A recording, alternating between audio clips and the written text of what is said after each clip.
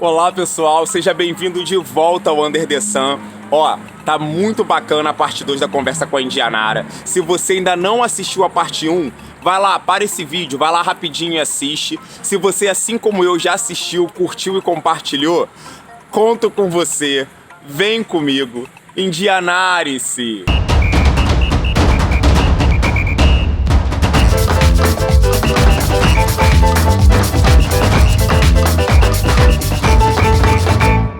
O filme, ele conta um pouco do que é a minha vida, né, o dia a dia da minha vida, enquanto ativista, enquanto vereador e suplente, né, ele vem logo depois da minha candidatura à Câmara dos Vereadores.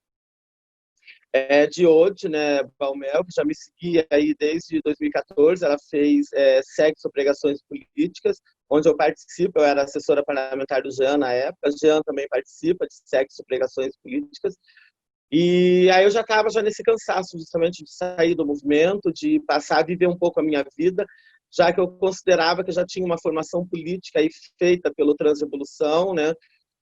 Então eu considerava que estava no momento de eu também fazer uma retirada, né, de meio século, né, praticamente, de luta e ativismo, e deixar, mas não deixar também o lugar vazio. Então era o momento de passar o bastão sem deixar o lugar vazio, né? Que outras pessoas já estavam sendo formadas ou formadas para ocupar esse espaço.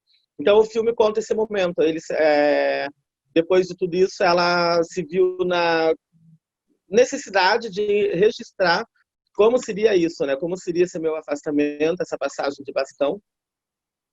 Então as coisas vão se desenrolando. Na realidade, né, não tem nada previsto. O filme é a câmera parada, filmando o meu cotidiano, o meu dia a dia, né, como ele é realmente, sem montagem, sem nada. Óbvio, há ali as edições, né, porque são mais de 2, 3 anos de filmagens, né? Então, mas o filme é isso, é o meu cotidiano, é o dia a dia, né? Como é o meu cotidiano, tanto de formação política, de debates, como também o meu dia a dia de estar na rua resistindo, né? Recebendo bomba na cara, né? Correndo com o povo, organizando o povo para ir para a rua também resistir, né? É o primeiro filme que traz, né, a Marielle Franco, né, depois do que aconteceu. Para mim, né, que vivo aquilo é algo natural porque faz parte da minha É vida, o né? teu cotidiano. É o cotidiano, justamente, para as pessoas que não vivem aquilo, acho muito revolucionário. E óbvio que quando a gente vê a vida de outra pessoa, a gente sempre acha a vida de outra pessoa mais revolucionária que a nossa, porque a nossa ela vai se tornando natural, o que a gente vai fazendo, arrombar uma porta, colocar o povo para dentro, sabe, conseguir moradia para as pessoas, fazer gato de luz para quem não tem luz, água para quem não tem água, levar comida, prover as pessoas de suas necessidades básicas, eu acho natural. O que eu acho estranho é que isso tenha que ser transformado em uma luta, em uma guerra, praticamente, onde, inclusive, há ataques de bomba, ataques do poder público, né? Eu acho que isso é que eu acho estranho, mas é isso, é meu dia a dia como ele é, sem maquiagens.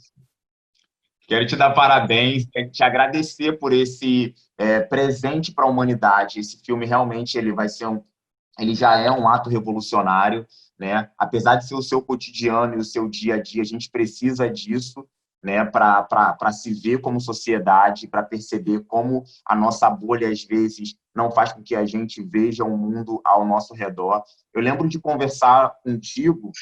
E uma coisa que ficou muito para mim, eu que até uso com alguns amigos que falam: que chato esse momento de confinamento, de ter que viver isolado. E aí você falou uma vez comigo: Anderson, nós somos uma população que já vive em isolamento desde quando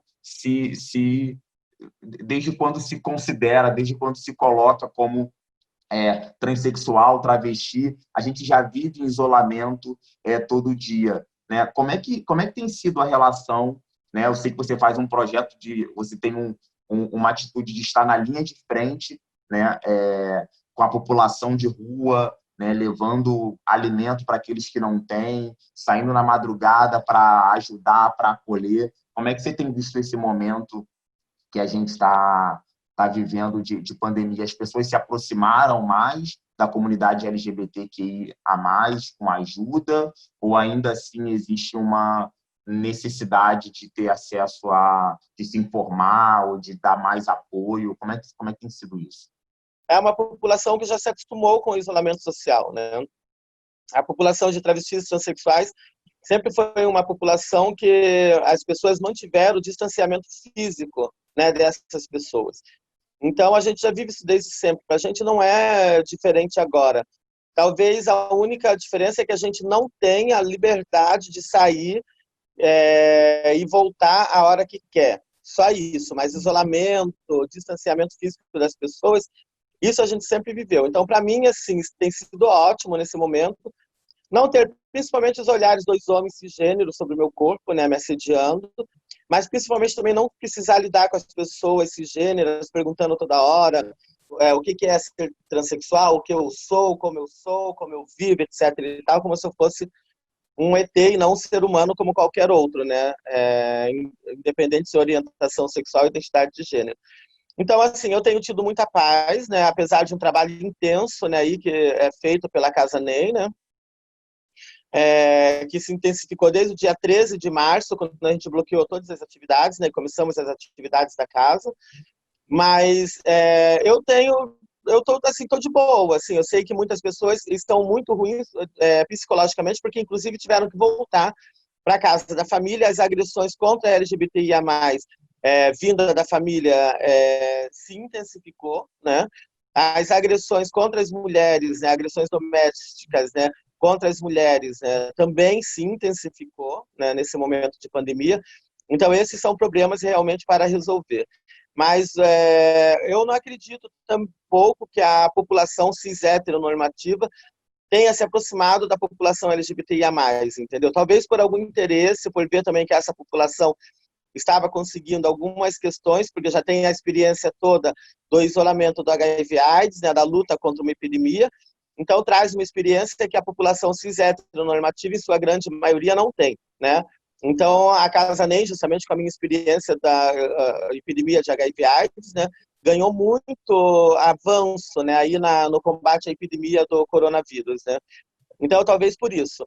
Mas, e talvez também eles tenham se aproximado um pouco por ver que esse vírus ele não pode ser acusado de ser um vírus da peste gay ou da comunidade LGBTIA+, como foi no caso do HIV/AIDS, quando nos deixaram para trás, enquanto comunidade LGBTIA+, para morrer de AIDS, ou a gente morria de AIDS, ou nos matavam nas ruas, né?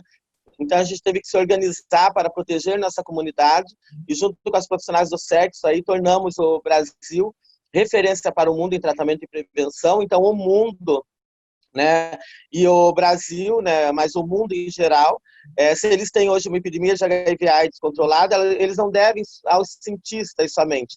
Tem sim também aí os cientistas que pesquisaram e tudo mais, mas eles devem à pressão da comunidade LGBTIA+, e das profissionais do sexo juntos, que pressionaram o governo brasileiro exigindo políticas públicas nesse sentido, exigindo um trabalho de prevenção intensivo, medicação e tudo que era necessário para combater essa epidemia, ensinando, então, o mundo a fazer isso também. Então, isso é uma dívida que o mundo tem com a comunidade LGBTIA+, e com o movimento organizado de prostitutas. Foram essas populações que tornaram a HIV/AIDS uma doença controlada hoje em dia. Então, eu espero que o mundo não volte à normalidade, que a sociedade não volte ao normal que era antes, porque esse normal nos matava, nos destruía. Eu espero que tenha uma outra vida, que o mundo se torne a C e DC, antes do coronavírus e depois do coronavírus, né? Antes do Covid-19 e depois do Covid-19. Que o mundo aprenda, né? Que as pessoas aprendam que quando toca um, toca a todos. Verdade, verdade. Que a gente passe realmente a ser uma pessoa melhor e que as pessoas que estão chegando nesse mundo já estejam inseridas em uma diferente forma de educação. Eu lembro de muito de uma das suas falas também, que você ainda considera a educação como um ato libertador, né? Apesar da gente ser bem retrógrado, da gente ter um modelo de educacional onde fechado em culturas, voltado para a branquitude, voltado para o preconceito, para o racismo, você tem essa percepção de que só com a educação a gente realmente vai fazer revolução. Sim. Pode falar, Diana. Pode falar. Sim, é isso. Eu acredito numa educação, mas não só na educação, né, colonizadora, né, dos brancos, né, através aí de seus livros, de seus autores brancos, mas uma educação comunitária, uma educação de pares, uma educação mais livre, né? A educação ainda é a esperança, né, por aí, né, mas que nós também sejamos apenas tutores das novas gerações, enquanto eles não podem serem responsáveis, né, legais, vamos dizer assim, por si, mas que nós não sejamos, não queiramos ser os autores da vida dessas pessoas, que a gente possa, assim, seguir as nossas vidas, se elas quiserem seguir os exemplos, a nós como exemplo, que sigam, mas que elas também tenham suas próprias perspectivas, que elas criem seus próprios laços, suas próprias rotas, né? Eu acredito em uma educação libertadora, né? Não em uma educação que vai colocar todo mundo outra vez numa caixinha, todos iguais novamente.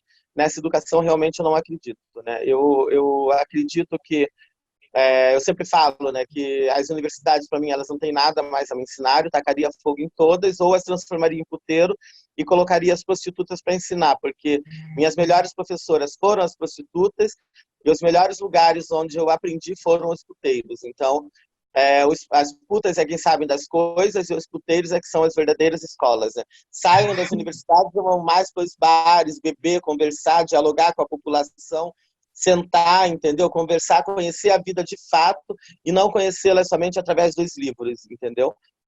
Viver realmente o afeto, corpo a corpo, quando a gente puder novamente, porque nesse momento não podemos, mas quando puderem é isso. Que a gente viva outra vez o afeto do dia a dia, mas não trancados em uma sala de aula.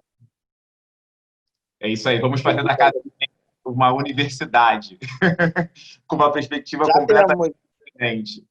Já temos a Universidade da Casa NEM, que é aqui no prédio anexo atrás, ela ia ser inaugurada agora, né? Mas foi interrompida por conta do Covid.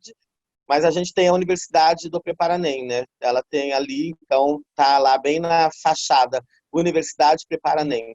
Infelizmente não deu para inaugurar. Vai acontecer em breve. Indianária, a vontade é ficar conversando e aprendendo contigo por bastante tempo, mas eu sei que você tem outros compromissos. Quero te agradecer, né, pela oportunidade de poder conversar, conhecer a sua história, saber das suas lutas e me sentir envolvido nelas também, né? Cada troca que a gente tem traz para mim que eu posso ser mais responsável com relação à sociedade, principalmente a população LGBTQIA+, principalmente as transexuais, travestis e prostitutas. Conte comigo que esse canal seja um veículo para que você coloque a sua voz quando você quiser. E muito obrigado. Parabéns pelo filme. Estarei aqui assistindo dia 25 de junho, que é hoje, a estreia aqui a estreia no Brasil, aí no Brasil. E dia 5 de julho a estreia aqui no exterior, né? Sim, nas plataformas digitais do mundo todo, na realidade. Dia 5 de julho em plataformas digitais do mundo todo. A gente tem também aí, a gente está com o festival Be Yourself, que a Casa NEM está puxando, né? O festival do Orgulho Internacional, então é o Be Yourself, que está acontecendo desde o dia 22, vai até o dia 28, teremos aí Cléo Pires, Laerte, né, pessoas aí. Hoje teremos uma live com as Brejeiras, né, da revista Brejeiras, tivemos a Ariadna, tivemos bastante pessoa. Lembrando que também dia 25, dia 26, dia 26 de junho é o dia em que pela primeira vez a bandeira do orgulho LGBTIA+ foi hasteada no mundo, né, como símbolo da comunidade LGBTIA+. E no dia 28 de junho temos a marcha Stop Bolsonaro, Fora Bolsonaro, que começa às 14 horas no posto 2, e depois às 16 horas a marcha do orgulho LGBTIA+, contra Bolsonaro também. Então vamos agir, vamos derrubar os fascistas do mundo, que sejamos contra o racismo, mas também antirracista, que sejamos contra a LGBTI-fobia, mas também anti-LGBTI-fóbicos, anti-LGBTI-fobia, né? Que possamos derrubar as opressões do mundo, que possamos tornar a sociedade uma sociedade justa e igualitária para todos, inclusive para os animais ditos não humanos, né? Porque isso tudo é só uma tempestade, vai passar, é só mais um temporal. A solidariedade sempre foi, e sempre será nosso melhor remédio, nossa melhor resposta. Eu acho que é isso.